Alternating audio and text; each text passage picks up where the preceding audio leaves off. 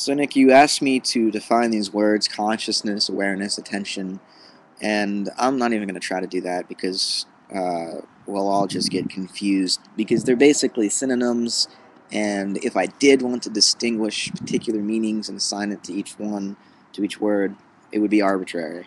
And we could reorganize the way the meanings attach to the words for different purposes. But instead, you've been using the word consciousness or awareness to describe this ever-present um, experience, and so I'm going to use experience, pure experience, to talk about this um, always in the background sense of being, of presence or experience, um, and it's something that we distinguish from the particular content that arises um, in that experience.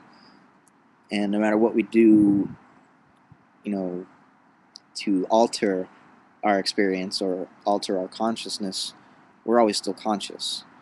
There's a background awareness present, independent of whatever the particular forms arising in it may be. So we take certain drugs, they alter the way we perceive the world and the way we experience, but they don't do away with experience. And I think we could um, raise a criticism here that when we fall asleep, we're becoming unconscious. But really, experience is never there's never a lapse or a gap in experience. We lay down at night, we experience falling asleep, and then we may experience some dreams, and then we experience waking up again. And there's never a point where experience is absent, uh, for the simple reason that you know there is nothing outside of experience, which I think is what you're pointing to. And um, because of this, it would seem that experience, pure experience, that which underlies particular forms that arise in experience, is not tied to or created by the brain. Now, of course, if we blow up the organic matter in the skull up here, we would have to assume that consciousness, or at least the consciousness that I experience, would dissipate. It would disappear. But then we could, instead of saying that the brain produces this experience, um, we could say that it's sort of like a radio receiver. It taps into a field of consciousness. And there is one field for the entire universe.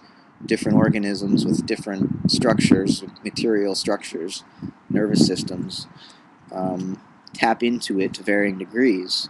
Human beings happen to have a very uh, deep, have drilled very deeply into this field, and so pull out of it the ability to discriminate to a very fine degree the particular elements of experience. But I would say that even a single-celled bacterium also is tapping into this field of experience or consciousness, just to a lesser extent. Even atoms, any form that arises, taps into this field and behaves and is actual only because it has some access to this experience. There is nothing outside of experience, as apparently we both agree on. Um, Now, this does lead us in a spiritual direction, I think. It doesn't lead us to believe in gods and goddesses necessarily, but it leads us to the eternal, that this pure experience or pure consciousness underlying the particular events which occur in time within that experience is eternal. And it's one. It's a single whole. And we are all rising within it. And so it's definitely an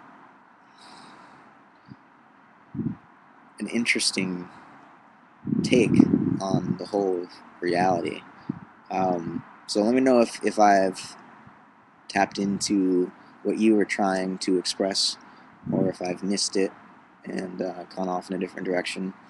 But it seems that the way you're using consciousness now, and what I've been calling pure experience, is different from that I or ego sense that, you know, is always paying attention to particular aspects of experience and thinking it's in charge of how experience unfolds, when really nothing is in charge of how experience unfolds. There's experience and things that happen within experience, and the I is just another one of those things that happens. I think that's right. I think that's what you've been saying, and it sounds about right to me too. Constant awareness. Now, I wonder if this constant awareness, this pure experience, is something we can cultivate or train ourselves to recognize. Because if you think about it, if, to get into the spiritual stuff, Buddha was right that life is suffering caused by attachment to the particular things that arise in experience, in time, then if we can learn to identify with experience itself prior to any of these different things that arise within experience that we then somehow split ourselves off from as a grasping ego and want to have, and because these things we want to have, as well as the haver, don't really exist because they're just arising in something more basic and primordial, which is always already one. This leads to suffering, obviously, this dualism between an I that wants to have things that aren't really separate from the I and that never really existed independently from it. If we can train ourselves to become aware of the underlying oneness of the experience beneath this duality, then we can ease our suffering. And in my comment, when I said that this kind of experience that you're talking about isn't necessarily given to all individuals, it needs to be developed. This would be where meditation could come in handy. But then, of course, the question is, who is it that wants to meditate, and how is it that we are able to will ourselves into this kind of practice or training where we come to recognize our oneness with everything else that is? It's a bit paradoxical, but nonetheless, it seems worth pondering. So I'll leave it at that, and look forward to your response. Take it easy.